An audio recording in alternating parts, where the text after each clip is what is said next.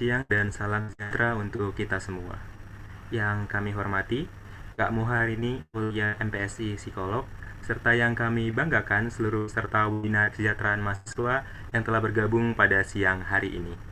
Selamat datang kami ucapkan di kegiatan webinar kesejahteraan mahasiswa dengan tema FYP, For Your Pressure, terlihat baik-baik saja di tengah standar dunia maya. Webinar ini diselenggarakan dalam semangat untuk meningkatkan kesadaran kita akan pentingnya menjaga kesehatan mental di tengah derasnya arus media sosial. Sebelum itu, izinkan saya untuk memperkenalkan diri. Saya DiCaprio Rivian Bello, selaku pemandu acara sekaligus moderator pada kegiatan siang hari ini. Selanjutnya, kita akan mendengarkan sambutan dari Ketua Pelaksana Webinar FYP. Kepada Saudara Rifli Hibriansa Siregar, kami persilakan. Oke, terima kasih untuk kesempatannya. Tes suara aku sudah terdengar di mic ini. Terdengar, Saudara Rafli? Oke, Assalamualaikum warahmatullahi wabarakatuh. Oke, selamat siang teman-teman peserta dan eh, selamat siang juga Kak Rani yang saya hormati dan juga teman-teman panitia yang saya banggakan. Sebelumnya eh, aku mau ucapin terima kasih ya, terutama untuk Kak Muharini yang udah bersedia untuk menjadi pembicara pada kegiatan pada kali ini dan juga untuk teman-teman peserta yang sudah hadir juga dan juga teman-teman panitia yang sudah menyiapkan acara webinar ini. Dan juga walaupun kita istilahnya webinar singkat, tapi semoga aja bisa bermanfaat untuk kedepannya ya. Buat ngomongin for your pressure ini emang agak relate mungkin sama anak-anak STIS, tapi sebenarnya kalau pressure yang relate mungkin tingkat 4 dulu ya yang lagi nyusun skripsi atau tugas akhir itu tingkat 3 D3.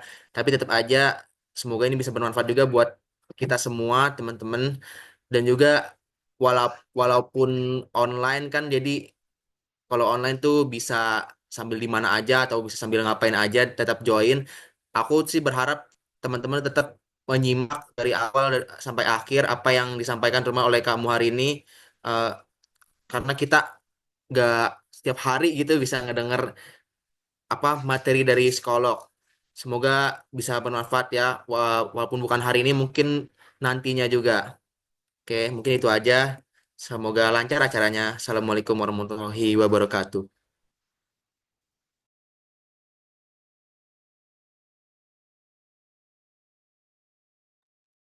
Mungkin bisa kembali lagi ke moderator MC DiCaprio.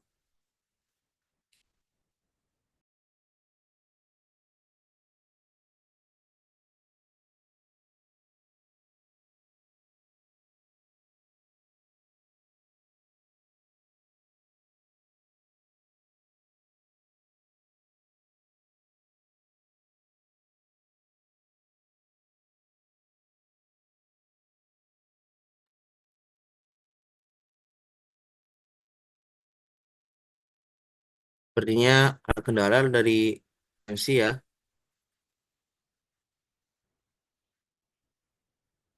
Mungkin kita tunggu sebentar.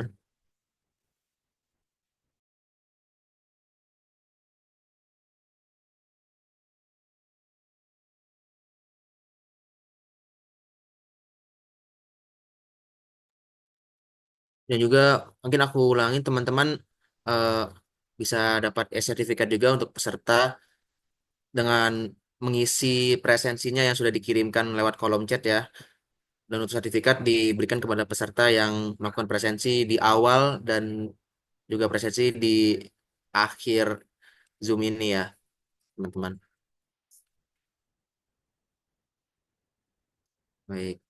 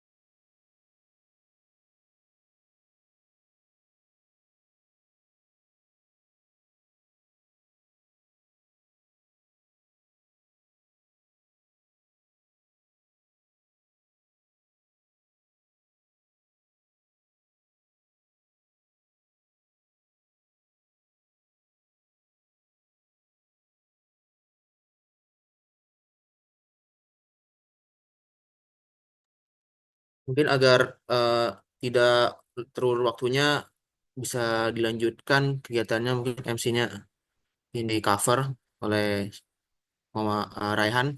Boleh Raihan lanjutkan.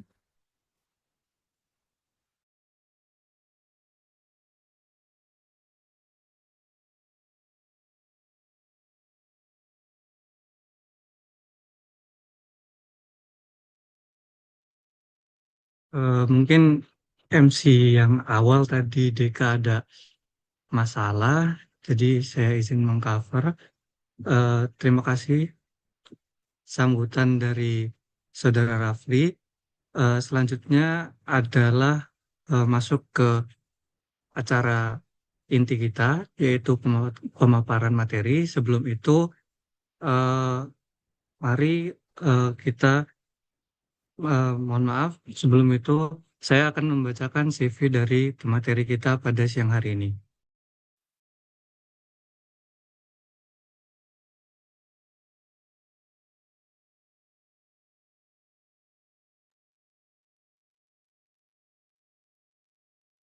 Kak Muharini Aulia adalah seorang psikolog lulusan Magister Profesi Psikologi Universitas Gadjah Mada yang telah memiliki pengalaman mendalam dalam psikologi klinis dewasa dan remaja, serta edukasi kesehatan mental berbasis komunitas.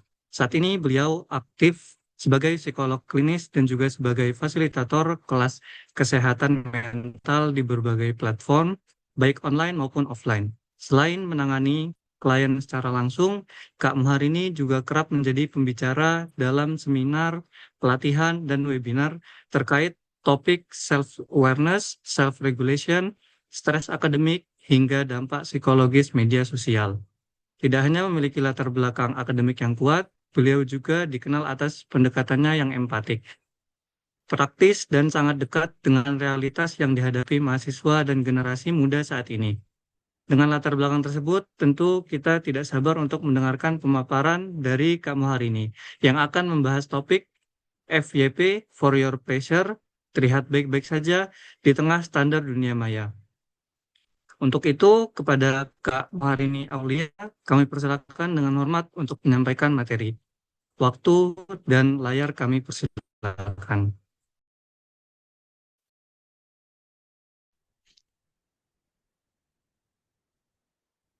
Oke, cek apakah suara saya terdengar jelas ya?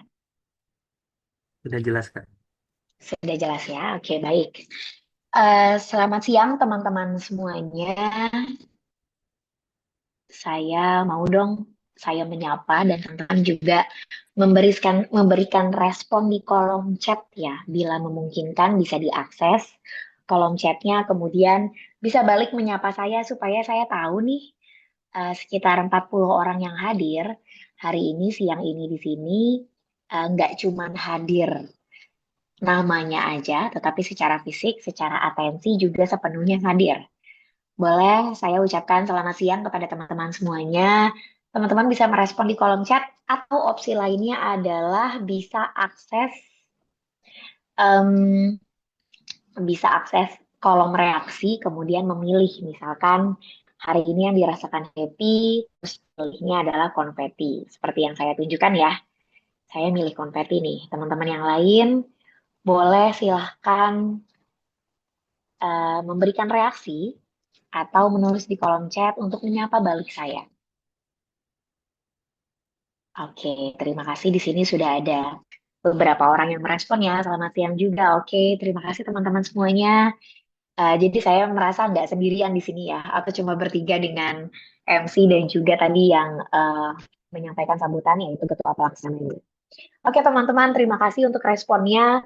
Saya mau mulai setelah menyapa, yaitu dengan mengapresiasi teman-teman semuanya yang sudah hadir di long weekend hari Sabtu siang lagi. Itu double-double banget ya yang harus kita korbankan untuk bisa berkumpul siang ini. Kita ngorbanin long weekendnya, kita ngorbanin Sabtu siangnya yang seharusnya bisa dipakai untuk rebahan, untuk akhirnya berkumpul dan berproses bersama di sini. Kedua, saya mau mengapresiasi segenap panitia yang sudah menyelenggarakan acara ini, mengangkat topik ini yang saya rasa relevan sekali dan sepertinya sangat sesuai dengan kebutuhan Gen Z ya, teman-teman mahasiswa yang sedang melalui proses transisi dari masa remaja menuju dewasa, kemudian juga selama proses transisi itu ditemani oleh sosial media, yang terkesan kita punya kontrol terhadap sosial media, tapi kenyataannya terkadang banyak juga kok berseliweran konten-konten yang tidak pernah kita request, tapi muncul begitu saja. Kayak kita nggak punya pilihan. Jadi saya rasa mengangkat topik ini adalah hal yang sangat bijak sekali dan bentuk teman-teman proaktif ya, mau mencari cara untuk bisa memenangi atau kembali mengambil kontrol atas sosial media yang bukan hanya memberikan kita page, tetapi mungkin P-nya juga bisa bermakna pressure atau tekanan. Ini topik yang menarik dan juga judulnya FYP, P-nya diganti jadi pressure, menurut saya bagus sekali ya, kreatif sekali. Oke, kita akan mulai dan saya minta tolong sama operator bila memungkinkan bantu saya share screen ya untuk PowerPoint-nya. Untuk gambaran visual membantu kita bersama dalam proses sharing kita beberapa waktu ke depan. Boleh operator sambil dicoba untuk di-share ya PowerPoint yang sudah saya kirimkan. Saya mau nanya ke teman-teman semuanya. Menurut teman-teman, kenapa sih banyak orang yang mengejar FYP? Berupaya supaya kontennya bisa menjadi FYP. Menurut teman-teman kenapa? Teman-teman bisa mencoba mengira-ngira, atau kalau ternyata, oh saya termasuk orang itu nih, saya termasuk orang yang kalau lagi konten, saya berharap saya bisa FYP. Nah, kalau memang teman-teman termasuk orang-orang yang kayak gitu, boleh diceritain dong apa alasannya menurut teman-teman, kenapa sih kita perlu FYP? Kenapa kita mengejar FYP? Saya tunggu jawaban 1-2 orang mungkin ya, dikirim di via chat aja, via kolom chat, dikomunikasikan ke saya, apa pendapat teman-teman yang menjadi alasan seseorang itu pengen jadi FYP. Saya tunggu ya di kolom chat, apakah ada yang mau merespon?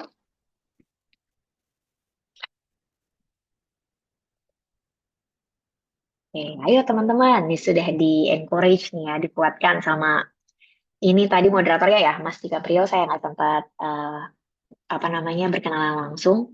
Ayo teman-teman, boleh sambil dipikirin dulu, silahkan di-share menurut teman-teman kenapa ya kita pengen kita FYP. Ini nggak ada jawaban benar dan salah ya, jadi teman-teman boleh senyamannya mengeksplorasi jawaban. Sejujurnya kayaknya kenapa ya kita perlu FYP.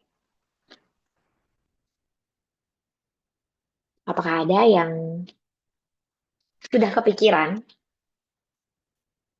Oke.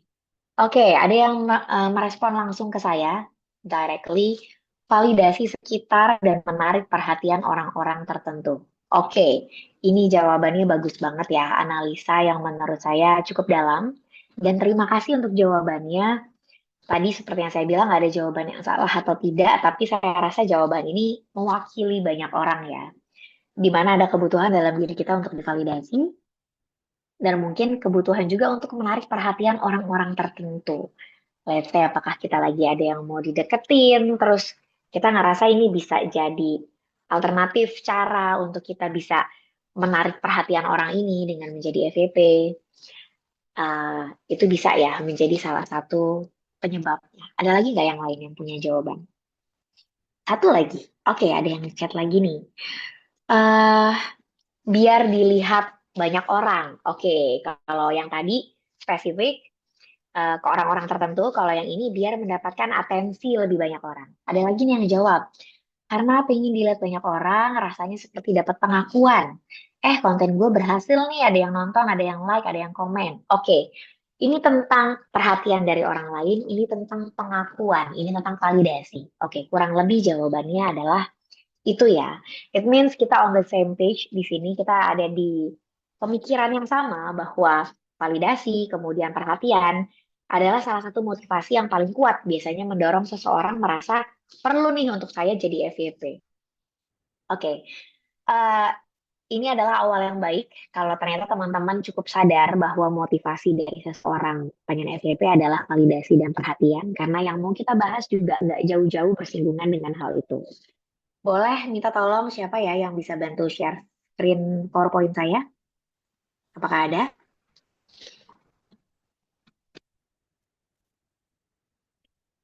Kalau misalkan, oke, sebentar.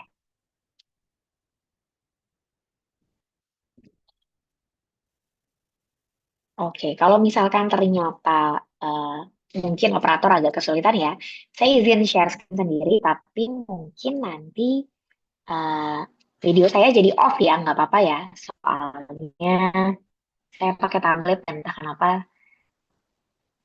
sistemnya begitu. Kalau share screen videonya mati. Sebentar, saya akan share screen.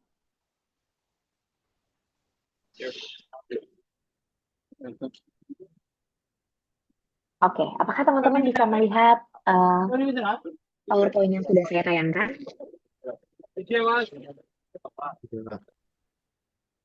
Sudah terlihat ya? Oke. Sudah, Kak. Oke, baik. Kita akan langsung saja membahas tadi ya, teman-teman mencoba menjawab apa sih kira-kira yang membuat seseorang terdorong untuk menjadi FYP. Tadi bicara soal validasi, bicara tentang perhatian dari orang lain, bicara supaya kita dikenal sama banyak orang. Itu semua benar. Tapi di sini kalau saya mencoba menyampaikan alasan ya, yang ini secara penelitian memang sudah dilakukan yang tercapture dorongan seseorang ingin menjadi FYP adalah karena FYP itu a shortcut. Itu tuh jalan pintas untuk menjadi populer atau untuk mendapatkan instant popularity, untuk populer secara instan. Dan yang namanya popularitas, mungkin nggak semua dari kita berpikir itu adalah goals ya yang mau kita capai. Tetapi hampir tidak mungkin juga kita menolak popularity. Ya, kita menyadari bahwa ada banyak privilege yang bisa kita dapatkan dari popularitas. Itu kenapa popularitas itu menjadi sesuatu yang menggiurkan. Jadi kadang ketika kita tahu, oh FYP ini bisa jadi shortcut loh untuk kita menjadi populer, akhirnya FYP ini pada akhirnya menjadi culture, menjadi kultur budaya bagi anak muda. Entah untuk menikmatinya atau create konten yang bisa akhirnya menjadi FYP. Jadi either kita sebagai konsumen atau kita juga sebagai produsennya, produsen kontennya. Nah, ini semua berangkat dari tadi uh, popularity itu berkaitan dengan privilege dan privilege bisa mempermudah hidup kita, menyelesaikan banyak persoalan kita. Jadi popularity itu sesuatu yang positif lah bagi kita untuk diperoleh. Dan bila ada shortcut atau sesuatu yang instan untuk kita bisa meraihnya, why not? Dan akhirnya banyak orang mencobanya. Terlepas dari mungkin kebutuhan-kebutuhan lainnya untuk divalidasi, untuk kemudian mengerti, mendapatkan perhatian dan sebagainya. Nah, FYP konten 2025 saya mencoba untuk mengkurasi ya. Biasanya apa aja sih konten-konten itu yang cenderung bisa menjadi FYP?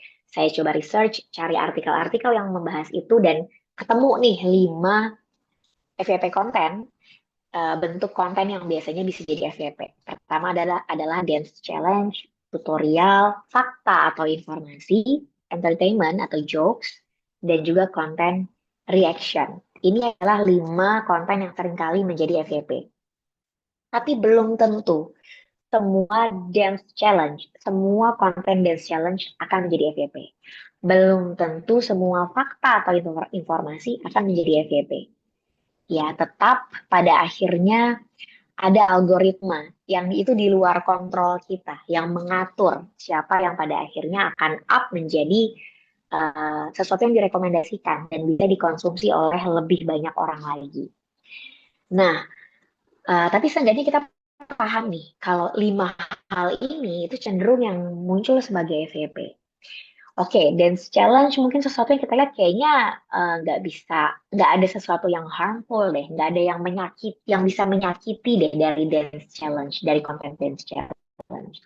Mungkin nggak ada yang bisa menyakiti dari konten tutorial, nggak bisa menyakiti juga dari konten jokes atau entertainment atau konten reaction. Tapi itu kalau kita melihatnya dari jauh dan secara overall. Tapi kalau kita coba melihat case by case, kita akan sadar bahwa FYP konten terkesan sehat apapun kontennya atau seaman apapun kontennya, itu tetap akan bisa memberikan ruang untuk adanya tekanan. Ya, let's say fakta atau informasi yang lagi FYP, fakta apa misalkan, kemarin yang lagi rame adalah pendaki Gunung Rinjani asal Brazil yang kemudian jatuh ya, dan setelah beberapa hari baru ketemu berhasil direscue, tapi kondisinya sudah meninggal. Itu fakta, itu sebuah informasi. Tetapi konten yang dihadirkan, disajikan, itu punya point of view, berbeda-beda. Point of view-nya bisa jadi sangat agresif, menjelek-jelekan, misalkan gitu ya, menjelek-jelekan si korban, menjelek-jelekan tim rescue, yang pada akhirnya fakta dan informasi ini sudah dikemas sedemikian mungkin dikaitkan dengan persepsinya si pembuat konten. Sehingga bahkan konten fakta dan informasi itu bisa jadi harmful, bisa jadi berbahaya. Konten entertainment, jokes, nggak jarang kita melihat jokes atau konten-konten bercandaan yang secara nggak langsung mengaitkan dengan SARA, terkesan rasis, atau kita objektifikasi perempuan. Apa istilahnya banyak ya sekarang ya, yang mungkin maksudnya adalah jokes. Misalkan warna senja lah untuk mengidentifikasi warna kulit perempuan atau boti dan sebagainya. Istilah-istilah yang mungkin awalnya bermaksud untuk jokes, tapi pada akhirnya jadi objektifikasi terhadap perempuan. Jadi FYP konten, meskipun kita lihat kayaknya baik-baik aja deh, sehat-sehat aja deh, orang cuma dance, cuma tutorial, tapi ternyata kembali lagi karena dikemas sedemikian rupa dan ada persepsi dari si pembuat konten yang masuk ke dalamnya, belum lagi kolom komentar yang bisa diisi siapapun, unlimited, sehingga akhirnya satu FYP konten bisa saja membawa suatu hal yang berbahaya. Kita next, ini adalah apa kata penelitian nih, tentang bagaimana sosial media, konten-konten yang ada di dalamnya itu bisa membawa pengaruh negatif bagi individu. Yang pertama adalah bagaimana pengaruh negatif ini dibawa karena peer influence. Jadi research says, penelitian itu menyebutkan bahwa ternyata ada loh resiko yang bisa dihadapi oleh anak muda nih, sama remaja dan anak muda, impact yang secara langsung dihadapi di mana akhirnya risk behaviors atau perilaku mengambil resikonya jadi lebih tinggi ketika mereka berinteraksi dengan konten-konten teman-temannya yang ternyata juga risk-taking behavior-nya tinggi, yang perilaku untuk perilaku yang mengambil risikonya itu juga tinggi. Let's say teman kita nih punya postingan, terus postingannya itu misalkan apa yang lagi hype sekarang ya, lagi dilakukan. Misalkan ngebahas soal kesenjangan sosial, kan lagi banyak tuh orang bikin konten-konten tentang kesenjangan sosial diambil dari kehidupan sehari-hari. Ada keinginan bagi kita untuk ikutan juga gitu ya, bikin konten yang serupa kesenjangan sosial versi kita sendiri.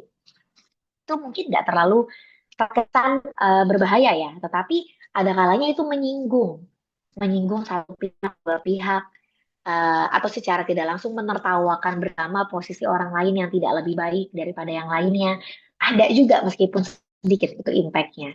Dan kita punya tendensi untuk ikutan ketika ada orang lain yang melakukan sebuah tindakan. Atau teman kita nih, naik, sekarang di Jakarta yang lagi hype itu adalah misalkan baru dibuka aja nih di Tamrin 9, yang kita bisa naik ke lantai 100, terus kita bisa melihat Jakarta dari ketinggian 100 lantai begitu.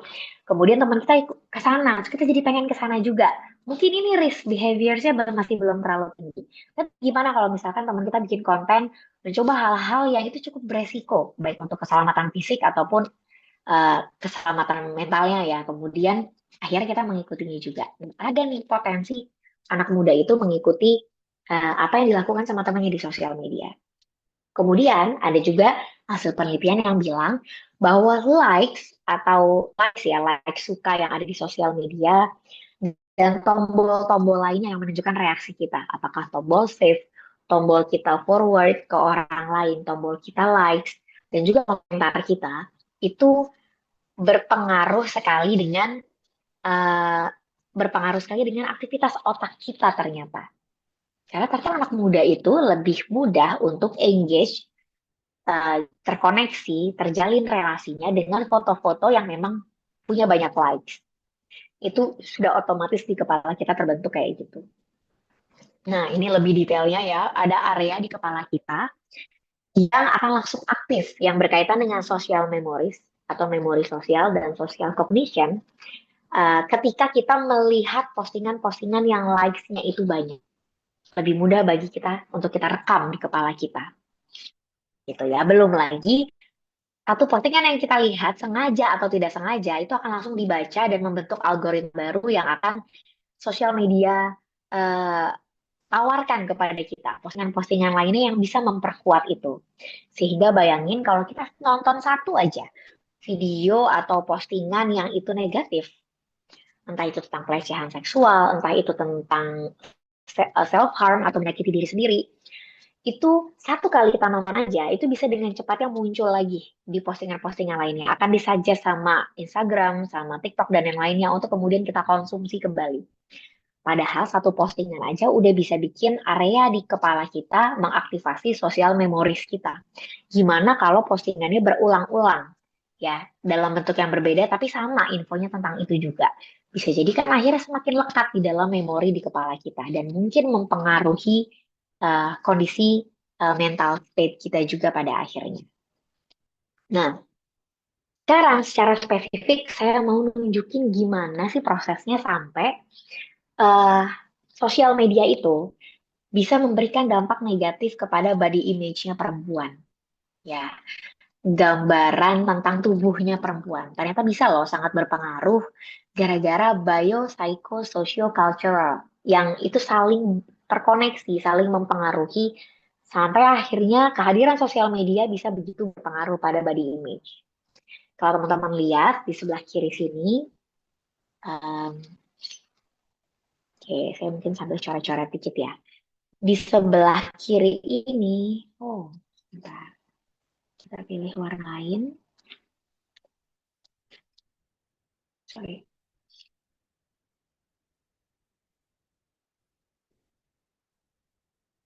Oh, sebentar, kayaknya PowerPoint saya hilang. Ya,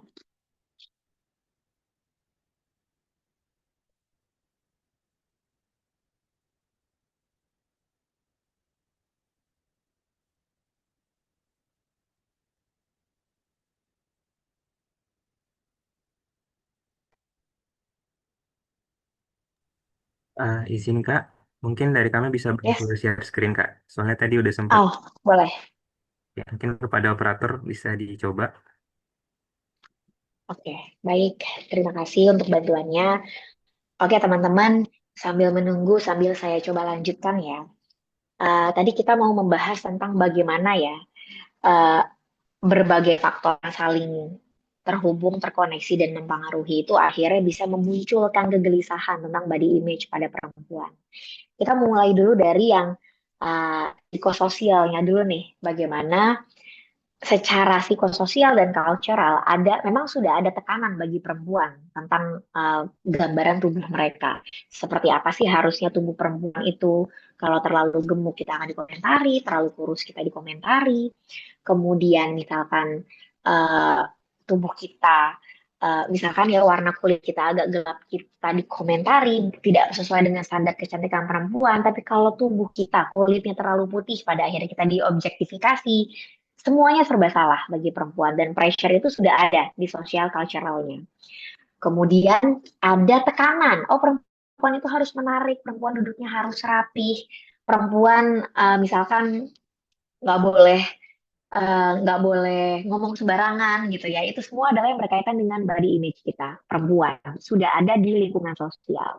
Nah, kehadiran sosial media ini, features yang ada di sosial media ini sangat highly visual ya, yang muncul kita terkoneksi sama orang lain dengan video, dengan foto, visual sekali.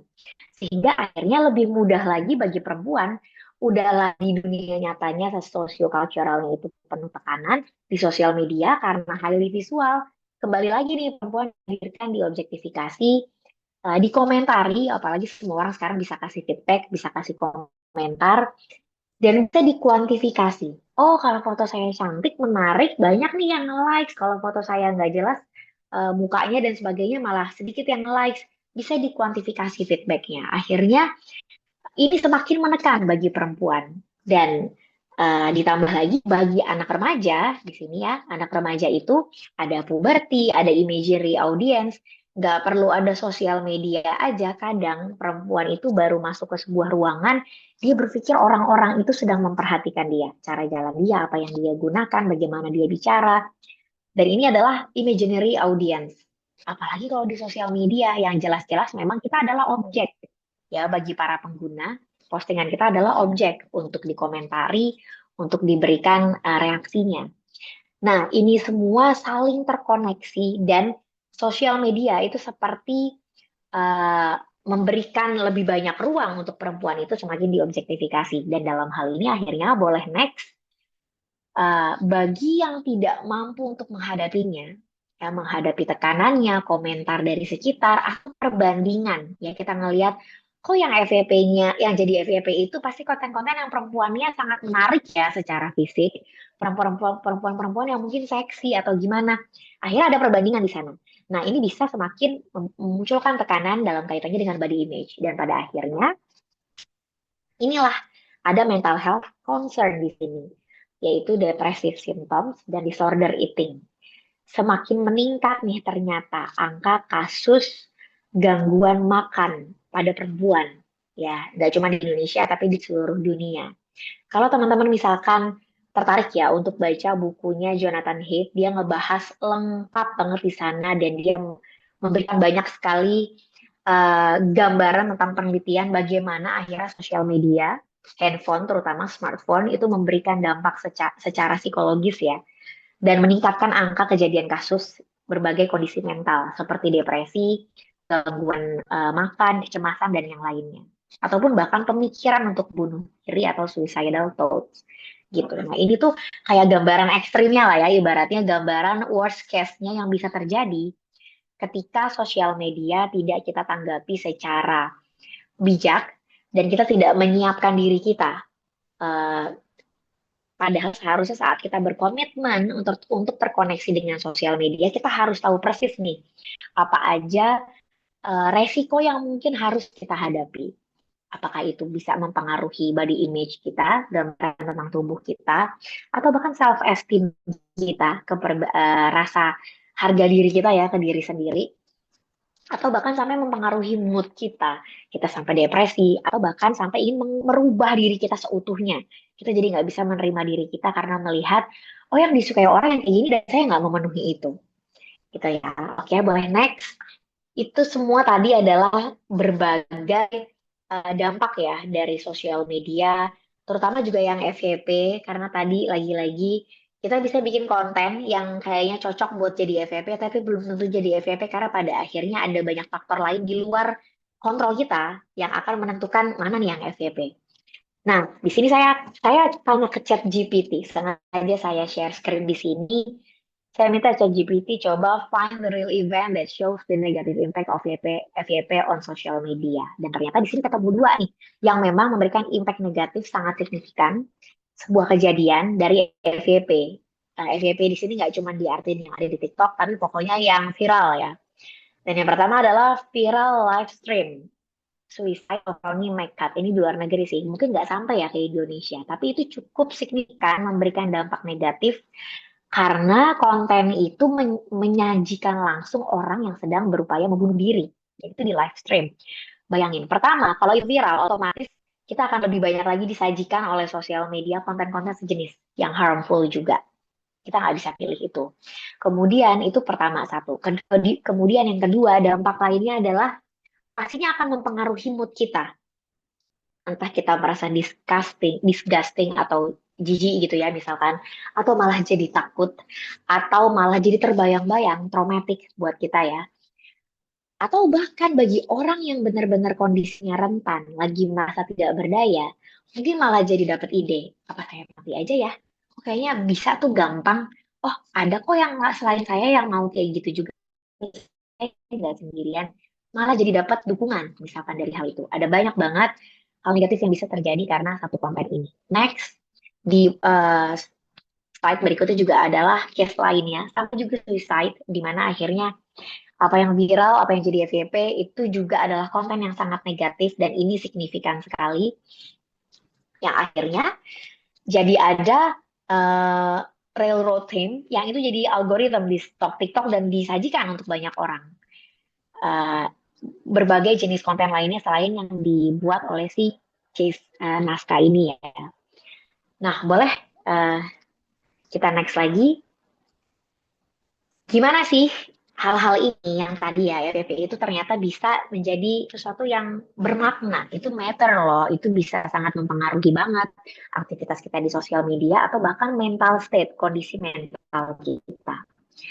Nah, pertama adalah algorithmic amplification. Ini nih salah satu yang bikin insiden ini tuh jadi matter karena ada amplifikasi yang dilakukan oleh algoritma itu sendiri. Ya, akhirnya banyak sekali muncul konten-konten yang harmful atau gambar-gambar juga yang sifatnya harmful dan akhirnya mempengaruhi orang-orang rentan atau membuat kita jadi takut, membuat kita jadi traumatik yang juga nggak baik untuk kesehatan mental. Kemudian ini, emotional vulnerability. Users itu nggak akan secara aktif cari konten orang yang membunuh diri. Nggak mungkin kita akan secara aktif voluntary gitu ya, kita mau cari konten orang bunuh diri. Tetapi itu kayak involuntary curated, tiba-tiba aja muncul di kita. Kalau dia memang viral, banyak yang nonton. Ini kita nggak berdaya di sini, kita nggak punya daya untuk menghentikan hal tersebut. Dan itu adalah emotional vulnerability. Kita udah muak, kita takut, tapi kalau kita buka sosmed akan otomatis ketemu konten-konten itu lagi dan itu semakin bikin kita nggak nyaman. Nah, itu beberapa hal yang membuat akhirnya berbagai insiden yang viral itu menjadi matter, perlu dipertimbangkan, perlu kita siapkan nih amunisi untuk kita akhirnya secara pribadi siap menghadapi hal-hal semacam ini. Boleh next? Nah, kalau tadi kita udah memaparkan bersama-sama ya apa aja nih kira-kira dampak negatif yang mungkin itu belum semuanya, karena yang tadi itu adalah yang memang bisa di-cover. Tapi pasti juga ada kasuistik nih, dampak-dampak kasuistik yang cuma dirasain satu dua orang. Orang yang mengalami cyberbullying, terus dia merasa tertekan karena sosial media, dia merasa dia tidak punya ruang aman di dunia ini, karena ingat sekali lagi media sosial itu bisa diakses 24 jam. Orang dibully di sekolah, dia masih punya kesempatan pulang ke rumah dan itu safe place dia. Tapi kalau di sosial media nggak punya safe place. Kecuali kita benar-benar ninggalin sosial media itu.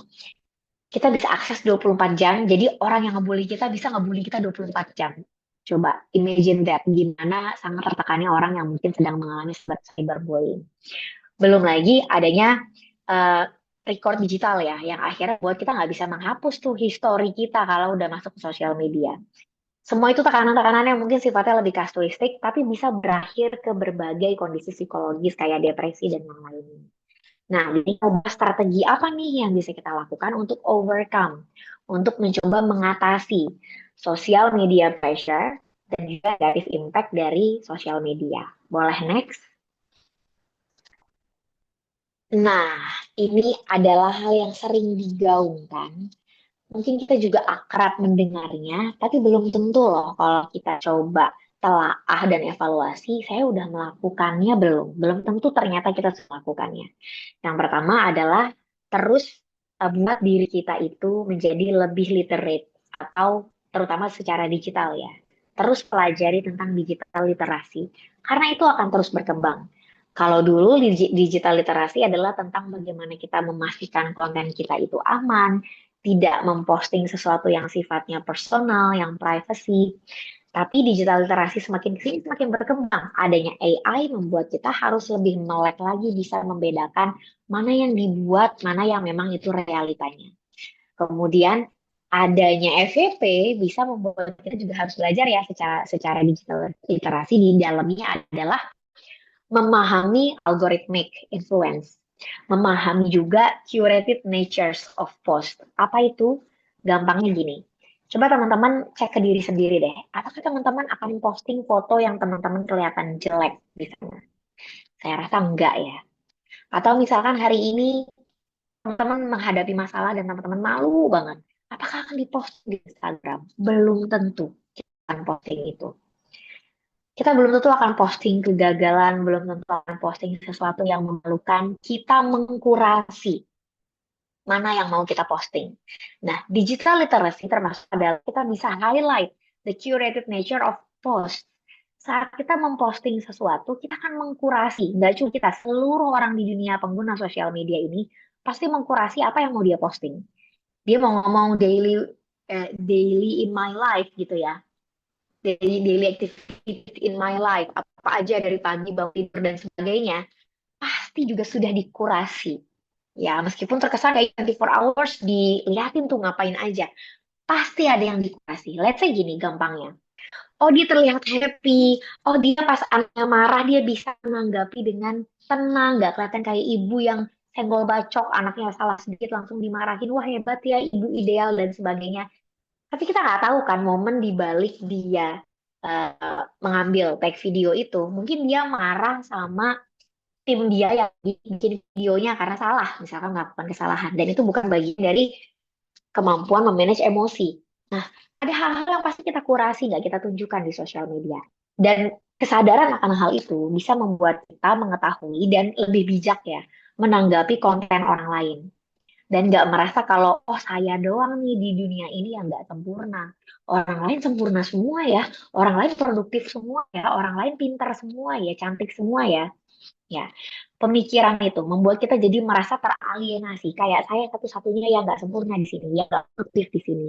Itu karena kita lupa mengingat bahwa kita tuh pasti mengkurasi apa yang tampil di sosial media. Jadi kita nggak bisa jadiin itu sebagai acuan ya saat mau compare kehidupan kita yang jelas-jelas kita tahu jelek-jeleknya dengan kehidupan orang lain yang diekspos hanya baiknya saja.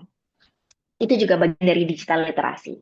Kemudian critical thinking, ini juga penting sekali terutama untuk memfilter ya diri kita dari hoax, dari logical fallacy, kesalahan dalam berpikir ya karena saat orang bisa berargumen sebegitu banyak sampai di dalam tahap menggiring opini kita, nggak sadar kalau oh mungkin logika yang dia pakai juga salah loh. Tapi dia mempresentasikannya dengan sangat baik. Jadi akhirnya kita kebawa misalkan. Jadi critical thinking itu sangat dibutuhkan. Teman-teman harus paham bahwa ada yang namanya stereotyping. Kita stereotyping itu berarti kita memaknai seseorang hanya berdasarkan satu atribut yang melekat pada dia dan atribut ini itu lekat dengan misalkan beberapa sifat negatif. Contoh gampangnya adalah, oh dia mahasiswa kampus negeri nih, berarti kayaknya pasti orangnya pintar. Pintar itu lekat pada kampus negeri, tapi bukan berarti semua orang yang ada di kampus negeri itu pintar. Ya, itu different. Dan itu bisa jadi adalah bentuk stereotyping. Itu mungkin positif ya, tapi gimana dengan yang negatif? Ah, dia orang Padang nih pasti pelit misalkan. Nah, itu kan berarti pelit itu melekat pada kata Padang sehingga ketika orang punya identitas Padang langsung di label dia itu pelit padahal belum tentu. Itu stereotyping. Kemudian ada lagi logical fallacy itu misalkan contohnya eh, saat kita meyakini sesuatu kita akan berfokus kepada bukti-bukti yang menguatkan keyakinan kita daripada mencoba mencari bukti yang bisa membantahnya. Nah, ini juga logical fallacy nih. Nah, dengan critical thinking, kita bisa lebih mengkurasi lagi apa yang orang sajikan di sosial media. Statement mereka, informasi yang mereka kasih, opini mereka, tidak kita telan mentah-mentah. Dan itu penting sekali ya, untuk membantu kita memfilter diri kita dari impact-impact negatif yang dihadirkan sama postingan-postingan yang kadang kita nggak memilih untuk mengkonsumsi postingan itu. Next. Hal lain yang juga bisa kita upayakan yaitu adalah set boundaries. Ya, teman-teman, perlu banget kita itu implementasiin teh free zones atau hours. Free zones berarti kalau saya ada di sini, berarti saya nggak boleh sama sekali akses sosial media atau pegang handphone lah, gampangnya, sederhananya. Kita perlu tuh set boundaries kayak gitu. Misalkan, kalau saya udah di atas kasur di malam hari, udah nggak boleh ada handphone. Itu berarti teh free zones, zona ketika mau tidur dan di tempat tidur saya udah nggak pegang handphone atau main handphone. Itu teh free zones, itu bentuk boundaries. Atau misalkan teh teh free hours ya. Pokoknya di pagi hari dari saya bangun tidur sampai kampus misalkan ya itu ada jeda 4 jaman misalkan saya nggak boleh, saya mau being mindful in the present time, yang happy karena habis tidur dan sebagainya. Itu teman-teman menentukan itu. Boleh setiap hari ada waktunya atau misalkan beberapa hari sekali atau 1 minggu sekali dan zonanya di mana. Sekarang zona kalau udah di kamar udah ya nggak pegang handphone atau udah ya kalau lagi di meja belajar mau kerja tugas no handphone di sana, no social media di sana. Bikin boundaries itu. Teman-teman punya kontrol penuh kok atas hal itu dan teman-teman bisa coba lakukan itu untuk kebaikan diri teman-teman sendiri, mentally terutama ya, secara mental. Kemudian ada nih, practice intentional use. Teman-teman, sosial media itu mewarnai hidup kita sebegitu intensnya sampai pada tahap sosial media itu udah kayak nafas. Kita ngecek sosial media itu secara refleks, kayak kita nafas. Kita kan nggak perlu diinstruksiin sama otak kita, nafas, nafas, nggak perlu kan, tapi otomatis kita akan nafas. Nah, sama nih kayak sosial media. Kita nggak perlu instruksiin ke diri kita waktunya cek sosial media. Kita pasti dengan gampangnya kalau kita udah diem di handphone, buka sosial media, apapun itu. Ya, dan ini menunjukkan kalau itu sudah menjadi refleks, sudah menjadi habit. Dan kalau sudah habit, biasanya kita jarang menggunakan sosial media untuk intensius penggunaan yang ada niat gitu ya. Jadi ya udah buka aja, scroll aja, siapa tahu ada yang menarik dan sebagainya. Itu kan ada intensinya. Tapi kalau kita berusaha untuk practicing it gitu ya, kita coba mempraktekkan gunain sosial media dengan ada intensinya nih. Oh, saya mau buka sosial media, mau ngecek DM, respon orang-orang terhadap postingan saya. Clear, kita tahu niat kita buka sosial media itu untuk apa. Oh, saya mau buka sosial media untuk menghubungi teman saya yang saya nggak punya nomornya di WhatsApp, atau untuk baca berita nih hari ini apa yang lagi viral supaya saya stay updated misalkan. Sebatas itu ya, maka kita kalau kita munculin niat, atensi kita akan mengarahkan kita untuk menemukan apa yang kita niatkan. Jadi kita akan fokus ke sana. Nah, practicing intentional use itu penting banget daripada endless scrolling. Scrolling aja dulu, nanti juga ketemu nih kita mau ngapain sebenarnya di sosial media. Nah, itu malah yang nggak bagus. Kita bisa tenggelam, terbawa, impulsif, bahkan mungkin terdiskoneksi ya dari realita kita gara-gara hal tersebut. Oke, itu yang bisa diupayakan sama teman-teman. Next, ini yang nggak berkaitan langsung sama digital literasi, nggak berkaitan langsung dengan batasan-batasan atau intensi kita dalam menggunakan sosial media. Tapi, oke. Nah, ini tadi saya ketinggalan ya, kayak kepindah deh slide-nya. Tapi ada satu hal yang penting lagi juga yang perlu kita upayakan supaya kita bisa tadi ya membangun batasan yang sehat dengan sosial media. Ini mungkin kita skip dulu ya yang for foundational karena ini tadi harusnya adanya slide-nya di atas. Kayaknya saya salah simpan. Boleh next? Nah, ini yang jauh lebih penting lagi teman-teman tentang enhance self-esteem. Kalau teman-teman menggantungkan harga diri teman-teman dari bagaimana orang lain merespon teman-teman di sosial media, maka pertama itu membuat teman-teman terkesan harga diri saya itu bersyarat. Bersyarat dalam artian saya baru berharga kalau apa misalkan kalau teman-teman saya itu likes foto saya, komen positif di foto saya, memberikan perhatian terhadap postingan saya. Nah, ini kan berarti kita ngasih syarat untuk penghargaan ke diri sendiri. Nah, berarti kan conditional love. Conditional love ini tidak akan membuat kita merasa cukup.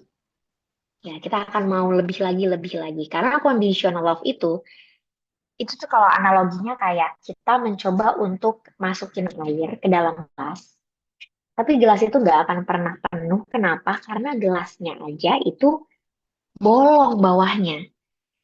Jadi sebanyak apapun air yang kita masukin pada akhirnya tetap akan habis. Nah, itu conditional love.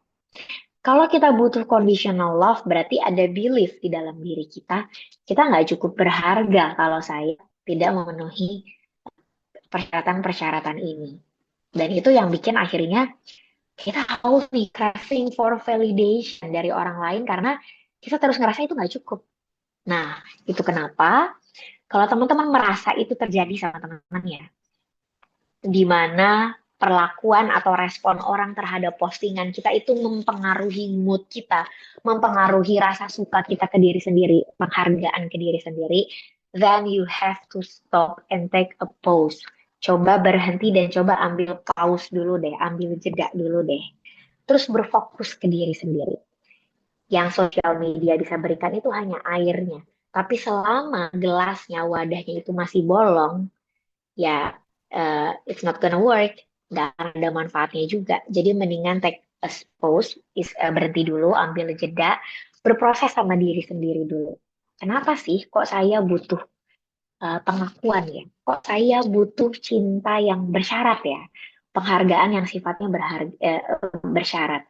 Padahal dulu cinta yang pertama dikasih sama orang tua saya atau dikenalkan sama caregiver saya waktu saya baru lahir adalah cinta tanpa syarat.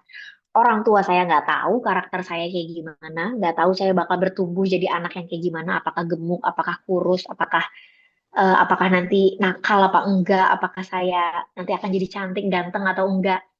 Tapi mereka mencintai saya. Berarti kan itu tanpa syarat ya. Cinta pertama yang kita kenal biasanya adalah cinta yang tanpa syarat, kecuali di kasus-kasus yang tidak dirawat langsung sama orang tuanya. Kita tahu kalau cinta tidak bersyarat itu ada, tapi kenapa kok kita menuntut diri kita untuk dicintai itu harus ada syarat dulu yang dipenuhi. Ya, berarti kan di sini ada PR nih yang harus diselesaikan dulu. Dan social media is not the answer, bukan jawabannya.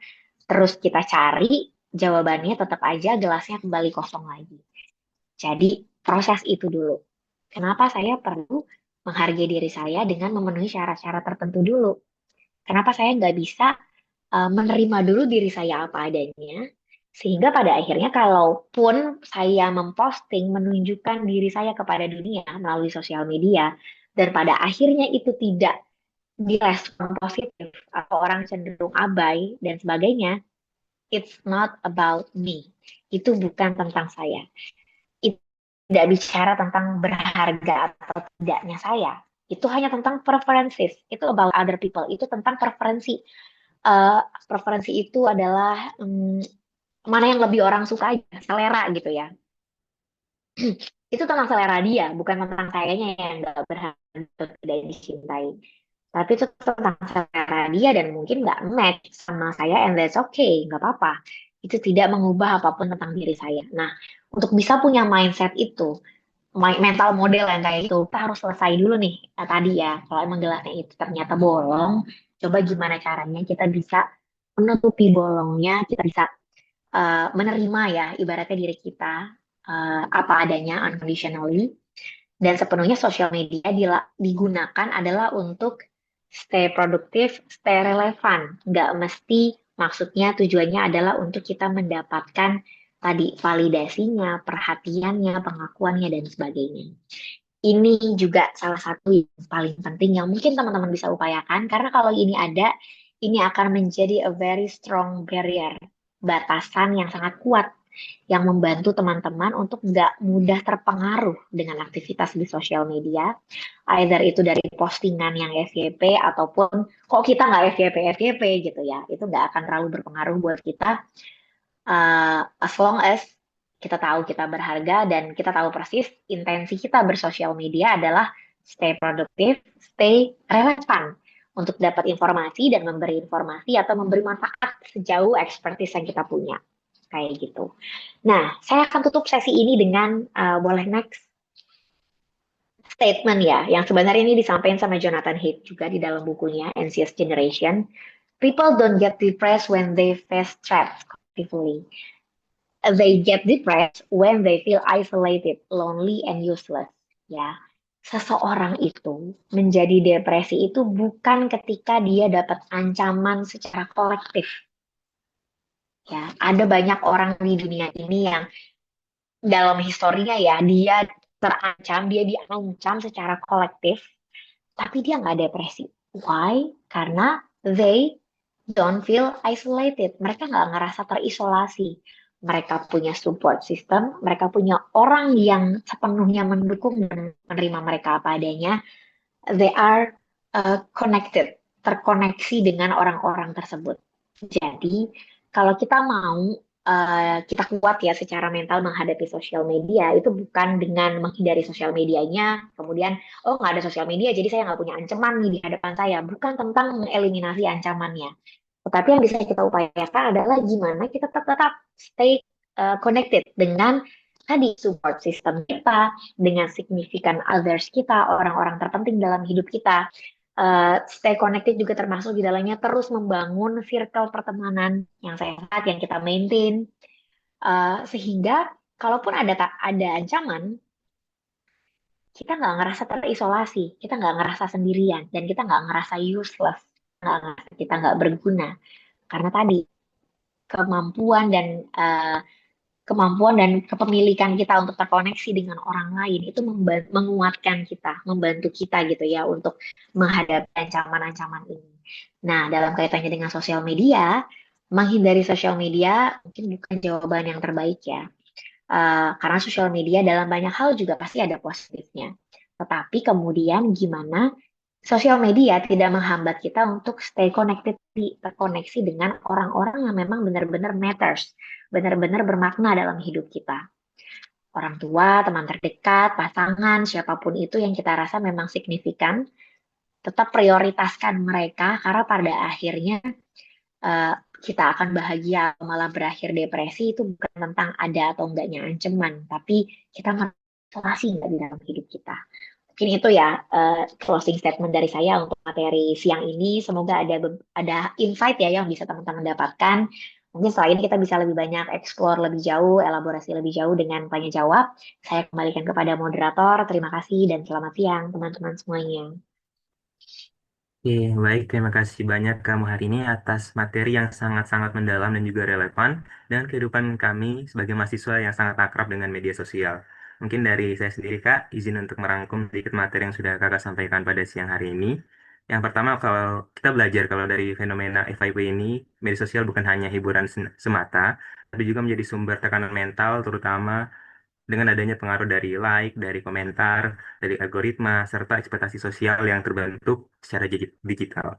Kita juga memahami bagaimana remaja dan mahasiswa khususnya berada dalam fase perkembangan yang membuat mereka lebih rentan terhadap validasi sosial, serta juga membandingkan dirinya dengan orang lain. Tapi dampak dari tekanan sosial media juga bisa muncul dalam gangguan yang cukup nyata, mulai dari citra tubuh, penurunan kualitas tidur, adiksi, atau bahkan penurunan interaksi sosial yang harusnya terjadi di dunia nyata. Namun tidak hanya itu aja, dari kakak sendiri memberikan banyak sekali strategi yang sangat konkret yang bisa digunakan oleh teman-teman yang hadir pada siang hari ini. Mungkin saya rangkum tiga dulu aja, Kak. Yang pertama itu meningkatkan literasi digital dan berpikir kritis. Yang kedua, menerapkan batasan yang sehat dalam penggunaan teknologi. Dan yang terakhir, memperkuat rasa percaya diri serta prestasi di luar media sosial. Semoga materi yang sudah disampaikan oleh Kak Muhari ini tadi dapat diserap dan diterima dengan baik serta digunakan dan diimplementasikan dalam kehidupan kami sehari-hari. Nah, mungkin dari teman-teman yang hadir di sini, tadi kan mungkin materinya terbilang cukup singkat ya karena waktu yang terbatas. Mungkin kalau mau dieksplor lebih banyak sudah dimention oleh kakaknya juga yang ingin bertanya atau mungkin masih penasaran atau mungkin yang merasa relate dengan materi yang disampaikan dan ingin menanyakan tipsnya secara langsung kepada kakaknya, boleh banget langsung ditanyakan. Mungkin buat termin yang pertama kita buka untuk tiga penanya terlebih dahulu. Boleh banget, mungkin nggak yang mau ngomong langsung boleh raise hand atau lewat di kolom chat Zoom. Mungkin dipersilakan ya teman-teman semuanya.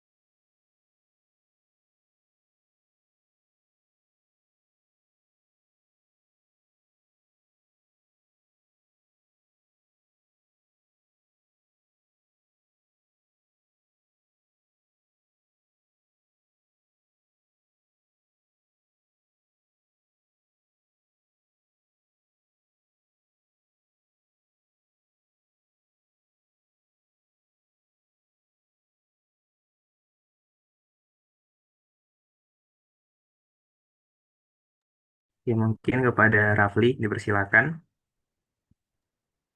Ya, terima kasih atas kesempatan. Kalau gitu, aku aja yang nanya ya, mohon izinnya Kak Muhar ini.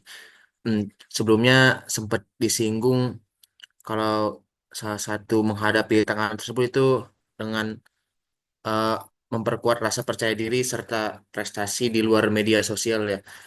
Cuman mohon izin Kak, kan misalnya kalau kita saya udah terkena pressure nih atau nggak percaya diri dengan diri sendiri dan juga emang kita merasa eh, bukan orang yang apa bisa berprestasi banget itu nggak terlalu kompetitif dibanding kan udah merasa kayak dibanding sosial media tuh sama yang di sosial media kita kayak udah ketinggalan gitu maksudnya kata itu gimana cara kita men-encourage diri sendiri biar lebih percaya diri dan juga bisa berprestasi begitu Kak. Terima kasih kamu hari ini.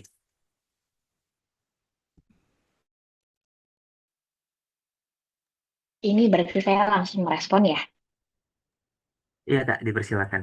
Oke, oke, baik. Terima kasih pertanyaannya untuk Mas Rafli. Relevan sekali ya, sepertinya apa yang dikeluhkan, yang dirasakan dan dialami dengan banyak orang lainnya terkait dengan kepercayaan diri dan bagaimana hal ini yang akhirnya menghambat kita ya untuk melakukan sesuatu. Karena kita mungkin di dalam kepala punya keyakinan kalau saya mungkin tidak sebaik itu atau saya tidak punya kapasitas seoptimal itu sehingga belum tentu bisa melakukannya dengan baik dan sebagainya. Terkait hal ini, coba deh kita sekarang renungin. Sebenarnya kepercayaan diri itu seringnya muncul di apa sih? Kalau teman-teman coba memperhatikan ya, trennya biasanya kepercayaan diri itu muncul adalah ketika ada gap antara ideal self kita, gambaran ideal seharusnya saya tuh jadi orang kayak gini, dengan real self kita, siapa saya yang sekarang ini realitanya. Ada gap tuh. Nah, saat ada gap, respon pertama kita adalah kita jadi kayak kurang percaya diri. Oh, saya tidak seideal itu ya. Oh, saya ternyata bukan sosok yang, misalkan saya bukan mahasiswa yang berprestasi banget. IPK saya ya aman-aman aja, tapi juga bukan yang menonjol sekali. Di kelas juga saya bukan yang banyak ngomong dan sebagainya. Kita sedang comparing ya, comparing antara real self kita yang ada di realitanya dengan ideal self yang kita bayangin harusnya sebagai mahasiswa saya kayak gimana. Seharusnya sebagai pengguna sosial media saya kayak gimana misalkan ya. Yang itu wajar banget, boleh banget kita compare diri kita dengan diri kita sendiri, tapi saat ketemu gap, which is normal ketika ada gap antara diri kita yang real dengan yang ideal, kita kadang respon pertamanya langsung tidak percaya diri dan ketidakpercayaan diri ini kita tanggapi dengan oh ya udah deh berarti saya nggak usah berlebihan ambil langkahnya sejauh ini aja. Nah, I think that's the problem. Yang jadi masalahnya itu bukan perasaan tidak percaya dirinya. Yang jadi masalahnya adalah bagaimana kita merespon perasaan tidak percaya dirinya. Kalau kita paham bahwa ketidakpercayaan diri kita adalah karena gap, maka seharusnya kita mencari cara dong, gimana caranya supaya gap itu nggak terlalu jauh, gitu. Ibaratnya kayak, oh saya di sini posisinya, tempat yang mau saya tuju itu masih 5 kilometer dari sini tempatnya. Terus kita berpikir, ah jauh banget lah, udahlah nggak usah jadi pergi. Nah, itu adalah reaksi kalau kita nggak percaya diri, terus kita mengambil tindakan berhenti, gitu ya. Tapi kalau misalkan kita bisa ya menanggapi ketidakpercayaan diri kita itu dengan cara oh berarti ini adalah space to for grow gitu ya. Ini tuh saya berarti punya gapnya adalah space untuk saya bertumbuh. Nah, itu kenapa penting-pentingnya kita punya growth mindset. Punya mindset berpikir yang bertumbuh terus. Jadi saat ada hambatan, saat ada gap, saat ada ketidaksempurnaan, yang terbayang kita adalah space grow, sebuah tempat untuk kita bertumbuh, bukan reason to stop. Ya, kadang kalau ada yang sulit, ada sesuatu yang, wah saya nggak bisa nih, udah coba gagal. Itu malah kita jadiin reason to stop, bukannya space to grow atau reason to continue gitu ya, untuk belajar atau reason to learn misalkan. Nah, gimana caranya kita mengubah itu, menggeser yang tadinya kita mungkin pakainya fixed mindset, kalau udah nggak ada yang bisa diperbuat lagi sama saya dan memang saya udah kayak gini aja, Jadi growth mindset menjadikan gap itu sebagai space untuk bertumbuh daripada alasan untuk berhenti. Nah, itu adalah tentang mindset jadinya. Dan kayak rasa tidak percaya dirinya nggak apa-apa, kita miliki itu nggak apa-apa. Tapi kan rasa tidak percaya diri itu kan sifatnya temporer, itu bukan sesuatu yang statis kecuali kita merawatnya, kecuali kita membiarkannya. Nah, kalau kita mau mencoba challenge ketidakpercayaan diri itu, then you have to do something, make a step, mengambil sebuah langkah, melakukan sesuatu. Sehingga akhirnya nanti kita jadi akan dapat feedbacknya dari lingkungan. Oh, ternyata pas saya coba, saya masih gagal, tapi ada perbaikan nih. Oh, berarti saya lebih ya dari itu. Akhirnya naik kepercayaan dirinya. Oh, saya coba masih gagal nih, belum berhasil dengan cara ini. Tapi dengan growth mindset, cara lain yang belum saya coba, mungkin saya coba itu dulu ya. Di tahap itu, kita masih mempertahankan bahwa kepercayaan diri itu sesuatu yang masih bisa berkembang. Sama ya juga. Jadi dengan kita menggeser mindset menjadi growth mindset, mengubah makna gap yang tadinya sebagai alasan untuk berhenti menjadi alasan untuk belajar, belajar dan dari belajar itu kita pasti dapat feedback, entah orang bilang, wah kamu orangnya gigih banget ya. Mungkin belum berhasil kamu, tapi ketika kita dibilang gigih, ada perasaan, oh saya mungkin bukan yang paling pintar, tapi saya gigih ya. Akhirnya kepercayaan dirinya berubah lagi. Jadi yakini kalau kepercayaan diri itu nggak statis, itu bisa berkembang selama kita kasih space untuk dia berkembang dengan growth mindset. Gitu ya, mungkin itu yang bisa saya tanggapi. Terus kayaknya di sini ada beberapa pertanyaan masuk ya. Apakah moderator mau membacakannya atau saya langsung merespon aja nih?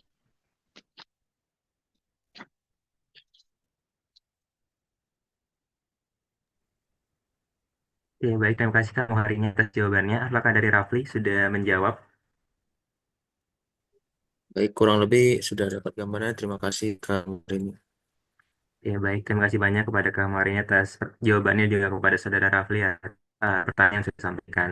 Mungkin saya izin membacakan beberapa pertanyaan yang ada di chat Zoom. Yang pertama dari Kak Ahmad Mujamil, izin tanya Kak, di media sosial kan banyak sekali konten-konten yang bisa menaikkan semangat seperti motivasi dan sebagainya. Tapi kalau yang dikonsumsi secara berlebihan justru menjadi tidak sehat karena mungkin menjadi buat yang menonton jadi lebih insecure atau tertekan gitu Kak. Mungkin bagaimana cara membedakan antara tekanan yang sehat dalam hal ini mungkin bentuknya motivasi dan tekanan yang justru memberikan tekanan atau merusak mental gitu. Mungkin boleh Oke, pertanyaannya kritis sekali ya, bagus sekali. Terima kasih Mas Ahmad Mujamil untuk pertanyaannya. Terkait dengan motivasi ya, yang belakangan kita overexpose, ada banyak banget konten-konten dari mental health enthusiast atau bahkan praktisi psikolog juga yang menyajikan berbagai cara ya untuk kita mencari hidup, untuk kita termotivasi, do something more, bergerak dan sebagainya, bertumbuh. Yang saya yakin intensi daripada konten creator itu pastinya baik tentunya untuk menularkan energi yang positif. Tapi kembali lagi, semua orang itu punya preferensi, semua orang itu punya stylenya masing-masing. Dan yang lebih penting, mengetahui apakah konten itu baik atau tidak, apakah konten itu tepat untuk saya atau bahkan atau saat ini malah jadi toxic bagi saya. Kita sebenarnya paling tahu sendiri dengan mengecek sebenarnya saat ini posisi kita itu lagi di mana dan kebutuhan kita apa. Contohnya gini, kita misalkan lagi mengalami grieving, ya kita lagi kehilangan orang yang kita sayangi, entah itu karena meninggal atau putus hubungan dalam hubungan romantis pasangan, kita grieving nih, kita berduka. Eh, Fase grieving itu banyak. Kalau di awal ada penolakan, ada keinginan untuk bisa balikan lagi ya, kalau misalkan dalam hubungan romantis, atau menolak kalau orang kita sayang ini meninggal misalkan, itu very very normal, sangat normal banget dan kita boleh kok merasakan itu. Kita boleh marah, nyampein marahnya. Kita boleh nggak terima. Kita boleh meratapi itu sejenak dan itu bagian dari self compassion. Ketika di momen kita baru berduka kemudian kita mengkonsumsi konten yang maksudnya adalah mengajak kita untuk letting go ya, memotivasi kita kalau kamu bisa loh melepaskan, kamu bisa loh moving on dan sebagainya dengan kata-kata positifnya, energi positifnya. Kita misalkan memaksakan konten itu untuk kita terapkan langsung saat itu juga kepada diri kita, padahal kita masih berduka atau bahkan baru banget berduka, mungkin itu bisa menjadi konten yang toksik. Jadi untuk tahu ini kontennya motivasi ini toksik atau enggak, ini bukan kita melihat kualitas dari kontennya. Yang paling pertama penting justru adalah kita tahu posisi kita dan kebutuhan kita. Saat ini yang lagi saya butuhin adalah saya merefleksikan emosi dulu, mengekspresikan semua emosi saya dulu, menerima dulu kalau saya marah, saya berduka, saya kehilangan, atau saya lagi perlu digampar untuk saya bergegas, jangan di sini terus gitu posisinya. Kita yang tahu pertama kebutuhan kita. Kita lagi di fase yang mana dalam grieving, dalam kegagalan. Kita lagi di fase yang mana dalam kegagalan. Ya, itu pertama. Tahu dulu posisi kita dan kayaknya kebutuhan kita apa. Kemudian yang kedua, baru kita melihat kontennya. Pahami style kita. Kita butuhnya pendekatan yang gimana. Karena believe it or not, bahkan psikolog pun di ruang konseling itu menggunakan pendekatan yang berbeda-beda pada kliennya. Ada yang bisa didekati dengan pendekatan tidak langsung atau indirect, dia yang dapetin insight-nya sendiri. Ada yang nggak bisa dilepas dan mencari sendiri, dia harus didirect, harus diarahkan. Ada yang pendekatannya lebih ke emosinya, ada yang pendekatannya ke logikanya. It means semuanya depend on orang yang mengalaminya, bergantung sama si yang mengalaminya. Stylenya gimana? Pahami style teman-teman. Apakah saya orang yang nggak bisa langsung pakai logika kalau emosi saya belum selesai? Atau saya orang yang saya nggak bisa mikirin emosi, maunya logika aja. Nah, kalau kita udah paham style kita, kita tahu mana yang cocok sama kita motivasinya. Kalau motivasi ini misalkan motivasi yang dikasih kontennya adalah lebih banyak mengedepankan logika. Oh, kamu mungkin mengajak kita berpikir, mungkin nggak harus positif, tetapi menelaah kembali apakah tepat cara berpikir kita atau ada biasnya. Kalau kita cocok dengan itu akan cocok sama kita. Tapi kalau nggak, tapi kita paksain, itu jadi toxic, gitu ya. Itu cara yang kedua. Pahami style kita. Kita orang yang kayak gimana biasanya? Strategi coping kita biasanya apa? Kemudian yang ketiga, semua konten uh,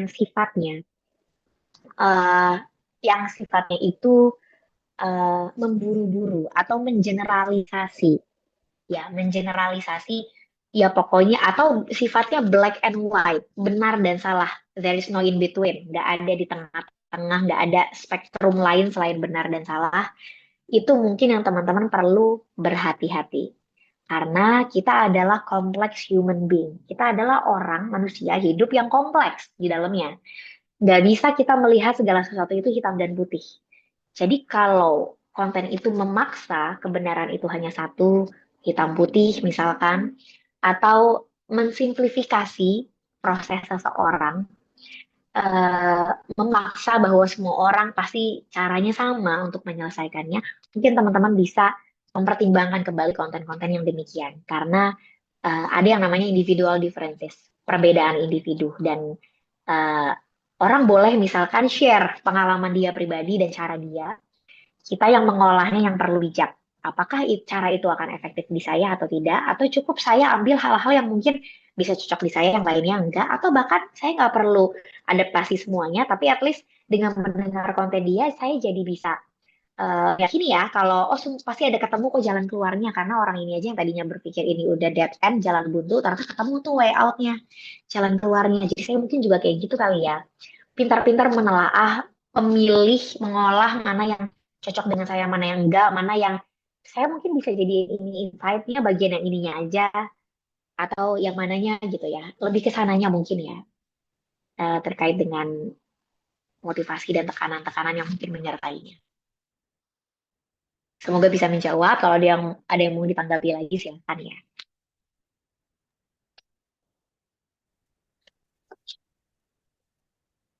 Baik, terima kasih banyak Kak atas jawabannya. Sepertinya dari Kak Mujamil juga sudah cukup menjawab. Kita masih ada dua pertanyaan di chat Zoom, mungkin saya izin bacakan lagi Kak. Mungkin dari pesertanya sudah cukup antusias.